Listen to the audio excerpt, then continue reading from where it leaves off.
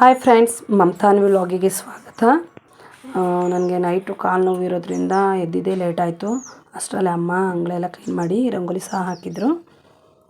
ನೋಡಿ ಫ್ರೆಂಡ್ಸ್, ಬೆಳಗ್ಗೆ 7 ಗಂಟೆ ಆದ್ರೂ ಯಾವ ರೀತಿ ಕಾಣ್ತಾ ಇದೆ, ಫುಲ್ಲು ಮೋಡ ಮುಚ್ಚಿದ ವಾತಾವರಣ ಹತ್ರಲ್ಲ ಆ ರೀತಿ. ಅಮ್ಮ ಎಲ್ಲ ಅಂಗಡಿ ಸಾಮಾನೆಲ್ಲ ಬೆಳಗ್ಗೆನೇ ಜೋಡಿಸ್ತಾಯಿದ್ರು. ಆಮೇಲೆ ಪಾತ್ರೆ ತೊಳೆಯೋಣ ಹೋದೆ. ನೈಟು ತಿಂದು ಸಹ ಇನ್ನೂ ಹಾಗೆ ತೊಳೆದಿರಲಿಲ್ಲ, ತುಂಬಾ ಇತ್ತು. ಆಮೇಲೆ ಹಿಂದೆ ಹಿತ್ತಲ ಕಡೆ ಹಂದಿಗಳು ತುಂಬ ತಿರುಗಾಡ್ತವೆ, ಹಾಗಾಗಿ ಬೇಲಿನ ಹಾಕೋಕ್ಕೋಸ್ಕರ ಎಲ್ಲ ರೆಡಿ ಮಾಡ್ತಾಯಿದ್ರು. ಅವು ರೆಡಿ ಮಾಡೋದಕ್ಕೆ ನನ್ನನ್ನು ಪದೇ ಪದೇ ಕರಿತಾನೆ ಇದ್ದರು. ನನಗಂತೂ ಸಾಕಾಗೋಯಿತು. ಈ ರೀತಿ ಆಯಿತು ಲಾಸ್ಟಲ್ಲಿ. ಆಮೇಲೆ ಎಲ್ಲ ಪಾತ್ರೆಗಳನ್ನೆಲ್ಲ ತೊಳ್ಕೊಂಡು, ಇವತ್ತು ನಮ್ಮ ಮಿಂಚು ಬರ್ತ್ಡೇ ಇರೋದ್ರಿಂದ ಅವ್ನಿಗೆ ವಿಶ್ ಮಾಡಬೇಕಂತ ಬಿಟ್ಟು ಬೆಳಗ್ಗೆ ಹುಡುಕಿದೆ, ಬಟ್ ಅವನಿಗಿರಲಿಲ್ಲ, ಜಿಮ್ಗೆ ಹೋಗಿದ್ದ.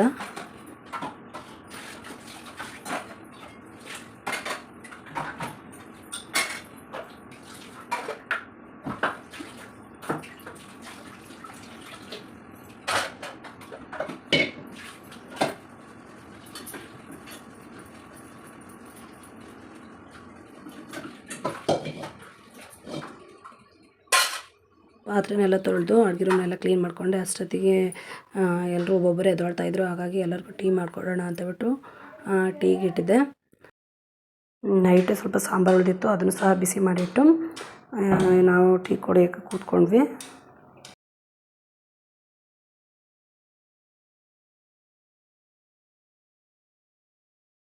ಅಷ್ಟರಲ್ಲೇ ಮಿಂಚು ಸಹ ಜಿಮ್ನಿಂದ ಬಂದ, ಹಾಗಾಗಿ ಅವನು ವಿಶ್ ಮಾಡೋಣ ಅಂತ ಹೇಳ್ಬಿಟ್ಟು ಕೈ ಕೊಡು, ವಿಶ್ ಹ್ಯಾಪಿ ಬರ್ತ್ಡೇ.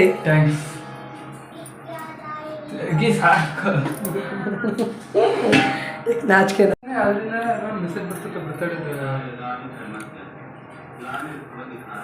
ಏಕೆ ಅವನಿಗೆ ಗೊತ್ತಿಲ್ಲದೆ ವಿಡಿಯೋ ಮಾಡಿದ್ರಿಂದ ನಾಚ್ಕೊಂಡು ಹೇಳ್ದೆ ಮಾಡ್ತಾ ಇದೆಯಲ್ಲ ಅಂತ ಹೇಳಿ ನಗ್ತಾ ಇದ್ದ. ಬರ್ತ್ಡೇ ಏನು ಕೇಕ್ ಕಟ್ ಮಾಡಿ ಏನು ಸೆಲೆಬ್ರೇಟ್ ಮಾಡಲ್ಲ ದೊಡ್ಡವ್ರಿಗೆ. ಹುಟ್ಟಿದ ದಿನ ಹೊಸ ಬಟ್ಟೆ ಉಟ್ಕೊಂಡು ದೇವಸ್ಥಾನಕ್ಕೆ ಹೋಗಿ ದೇವ್ರ ದರ್ಶನ ಮಾಡ್ಕೊಂಡು ಬರ್ತೀವಿ. ಆಮೇಲೆ ಅಮ್ಮ ಟೀ ಕುಡ್ಕೊತಾನೆ. ಹಾಗೆ ಇವತ್ತು ತಿಂಡಿಗೆ ಚೌಳಿಕಾಯಿ ಪಲ್ಯ ಮಾಡೋಣ ಅಂತ ಹೇಳ್ಬಿಟ್ಟು ಚೌಳಿಕಾಯಿ ಮತ್ತು ಹೀರೆಕಾಯಿನೆಲ್ಲ ಸೋಸ್ತಾಯಿದ್ರು. ಅಷ್ಟೇ ಮಿಂಚುನು ಸಹ ಹೊಸ ಡ್ರೆಸ್ ಹಾಕ್ಕೊಂಡು ರೆಡಿಯಾಗಿದ್ದ.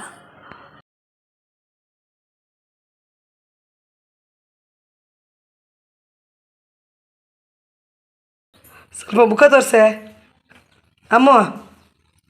ಹಾಯ್. ಸಿಗೊಂದರಿಂದ ಬರುವಾಗ ಹಲಸಿನಕಾಯಿ ಕಿತ್ಕೊಂಡು ಬಂದಿದ್ರು. ಹಲಸಿನಕಾಯಿ ಪಲ್ಯ ಮಾಡೋಣ ಅಂತ ಹೇಳ್ಬಿಟ್ಟು ಅದನ್ನು ಸಹ ಇವತ್ತು ಚಪಾತಿ ಮಾಡೋದ್ರಿಂದ ಅದನ್ನು ಸಹ ಕ್ಲೀನ್ ಮಾಡ್ತಾಯಿದ್ರು. ಅಮ್ಮ ಮತ್ತು ಚೂರು ಈಗಷ್ಟೇ ಜಸ್ಟ್ ಎದ್ದು ಆಗ ಕೂತಿದ್ರು. ಮುಖ ತೋರ್ಸೋಕೆ ನಾಚ್ಕೊಂಡು ಮುಖ ತೋರಿಸ್ತಾನೆ ಇರಲಿಲ್ಲ ಅವಳು. ಅಷ್ಟೊತ್ತಿಗೆ ನಾನು ಇವತ್ತು ತಿಂಡಿ ಚಪಾತಿ ಮಾಡೋಣ ಅಂತ ಹೇಳ್ಬಿಟ್ಟು ಹಿಟ್ಟೆಲ್ಲ ಕಲಸಿಟ್ಕೊಳ್ಳೋಣ ಅಂತ ಹೇಳ್ಬಿಟ್ಟು, ನಮ್ಮ ಮನೇಲಿ 8 ಜನ ಇರೋದ್ರಿಂದ ಅದರಲ್ಲೂ ಚಪಾತಿ ಅಂದರೆ ನಮ್ಮ ಮನೇಲಿ ಎಲ್ಲರಿಗೂ ತುಂಬಾ ಇಷ್ಟ ಅಂತಲೇ ಹೇಳ್ಬೋದು. ಹಾಗಾಗಿ 1 kg ಹಿಟ್ಟನ್ನ ಕಲಸಿಡ್ತಾಯಿದ್ದೆ. ನಾವು ಮನೇಲಿ ಗೋಧಿನ ಹಿಟ್ಟು ಮಾಡಿಸಿಟ್ಕೊಳ್ಳಲ್ಲ, kg ಪ್ಯಾಕೆಟ್ ಬರುತ್ತಲ್ಲ ಅದನ್ನೇ ನಾವು ಯೂಸ್ ಮಾಡೋದು. ನಾವು ಚಪಾತಿ ಲಟ್ಲಿಸ್ಕೊಳಕ್ಕಿಂತ ಮುಂಚೆ 1/2 ಅವರ್ಗಿಂತ ಮುಂಚೆನೇ ಕಲಸಿಟ್ಕೊಂಡ್ರೆ ಚಪಾತಿ ಸಾಫ್ಟಾಗಿ ಬರುತ್ತೆ. ಈ ರೀತಿ ಚೆನ್ನಾಗಿ ನಾದ್ಕೊಂಡು ಮಿನಿಮಮ್ 1/2 ಅವರ್ ಇಟ್ಟು ಅದಕ್ಕೆ ಯಾವುದೇ ರೀತಿ ಗಾಳಿ ಹೋಗ್ದಾಗೆ, ಅಂದರೆ ಗಾಳಿ ಹೋದರೆ ಒಂಥರ ಗಟ್ಟಿ ಗಟ್ಟಿ ಆಗುತ್ತೆ. ಹಾಗಾಗಿ ಅದನ್ನ ಕವರ್ನಿಂದ ಮುಚ್ಚಿಟ್ಬಿಡ್ತೀವಿ. ತುಂಬಾ ಸಾಫ್ಟ್ನೆಸ್ ಆಗುತ್ತೆ ಅಂತಲೇ ಹೇಳ್ಬೋದು. ಚಪಾತಿ ಒಂದು ಸಾಕು ಅನ್ನೋರು ಸಹ ಇದನ್ನು 2 ತಿಂತಾರೆ, ಅಷ್ಟು ತುಂಬ ಚೆನ್ನಾಗುತ್ತೆ.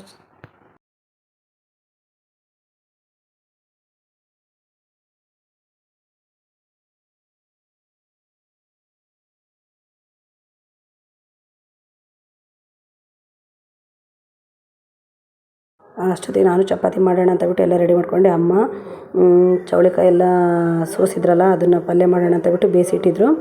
ಹಾಗೆ ಹೀರೆಕಾಯಿ ಪಲ್ಯ ಸಹ ರೆಡಿ ಆಗಿತ್ತು ಆಲ್ರೆಡಿ. ಇದಕ್ಕಿದ್ದಾಗೆ ಸಿಲಿಂಡರ್ ಸಹ ಖಾಲಿ ಆಗಿಬಿಡ್ತು.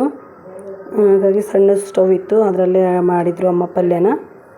ನೋಡಿ ಫ್ರೆಂಡ್ಸ್, ಆಲ್ರೆಡಿ ಚೌಳಿಕಾಯಿ ಪಲ್ಯ ಸಹ ರೆಡಿಯಾಗಿದೆ. ಹೀರೆಕಾಯಿ ಪಲ್ಯ ಸಹ ರೆಡಿಯಾಗಿತ್ತು. ನಾವು ಚಪಾತಿ ಮನೇಲಿ ಮಾಡ್ತೀವಿ ಅಂದರೆ ಮಿನಿಮಮ್ 2 ರಿಂದ 3 ಪಲ್ಯ ಇದ್ದೇ ಇರುತ್ತೆ.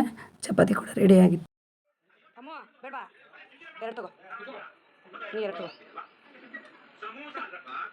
ಬಾರ ಎಣ್ಣೆ ಹಚ್ತೀನಿ ತಲೆಗೆ.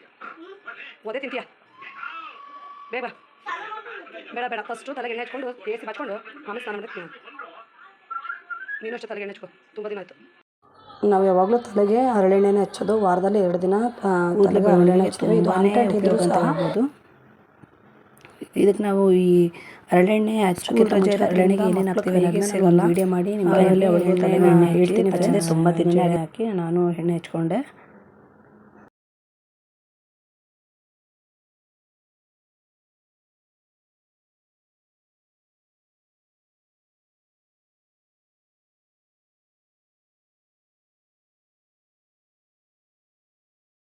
ಸಂಜೆ ಆಗಿದ್ದರಿಂದ ಮಕ್ಕಳೆಲ್ಲ ಆಟ ಆಡ್ತಾಯಿದ್ರು. ಹಾಗೆ ಹೋಗೋಣ ನೋಡ್ಕೊಂಡು ಬರೋಣ ಅಂತ ಹೇಳ್ಬಿಟ್ಟು ಹೋಗಿದ್ದೆ.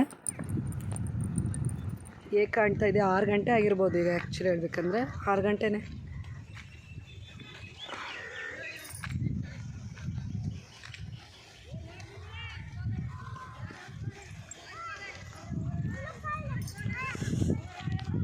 ವಾಕ್ ಮಾಡಿಕೊಂಡು ಬರೋಷ್ಟಿಗೆ ಮಳೆಗೂ ಸ್ಟಾರ್ಟ್ ಆಗಿಬಿಡ್ತು. ಫ್ರೆಂಡ್ಸ್, ಈ ವಿಡಿಯೋನ ಇಲ್ಲಿಗೆ ಎಂಡ್ ಮಾಡ್ತಾಯಿದ್ದೀನಿ. ನನ್ನ ವಿಡಿಯೋ ನಿಮಗೆ ಇಷ್ಟ ಆದರೆ ಪ್ಲೀಸ್ ಲೈಕ್ ಮಾಡಿ, ಶೇರ್ ಮಾಡಿ, ಕಮೆಂಟ್ ಮಾಡಿ, ತಪ್ಪದೆ ಸಬ್ಸ್ಕ್ರೈಬ್ ಮಾಡಿ.